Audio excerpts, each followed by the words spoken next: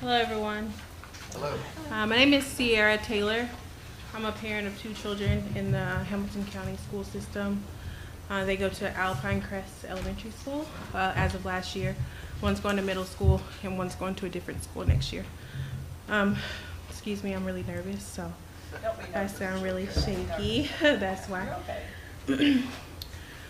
So I just want to kind of explain what happened to our family, or how I feel what happened to our family, and then we'll go from there. So I was headed to dinner.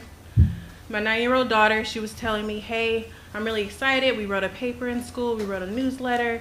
I'm very, very excited. I want you to read this. So as I'm driving to dinner, I have my daughter, my other daughter, 11-year-old, read the paper aloud as I'm driving. And as she's referring to John Brown, she's making these comments, and she says, he should not have helped the slaves because they were meant to be slaves and work for the superior of human beings. That was the first statement I heard, and I'm like, oh, what is this paper about? So I have an 11-year-old reading this paper, a 9-year-old excited about a paper, and I'm driving and appalled. So the next statement I hear is, besides, slaves are just like cattle. Okay, continue. What is this paper about? But continue. Brown should have been more than hanged. He should have suffered. Also in this newsletter paper written by 4th grade students. So as I'm hearing these words come out, I'm really confused, appalled. I kind of stopped my 11-year-old. Hey, like, maybe let's not read anymore. Let's just stop until I can understand where this paper is coming from. What is this? So my 9-year-old, she explains, oh, we were meant to write a newsletter. And we were supposed to write a newsletter in regards to the way slaves were treated during the time. And so it was a perspective paper. And so from the perspective of the South in that time period, they were supposed to write a newsletter of how they felt and, how they felt during that time.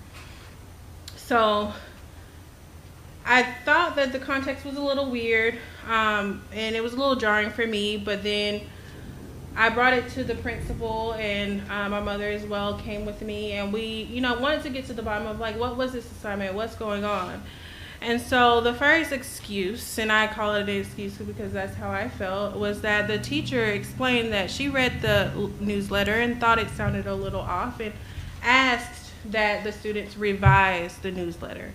But somehow that original print out was printed. So she called it a misprint, an accident. Another thing that was continuously explained to me from the superintendent, the principal, the teacher is, oh, this is the 4th grade standard. We're supposed to teach about these topics. We have to teach about slavery, which I do not mind. I think we should speak about it, but in what way are we teaching these topics?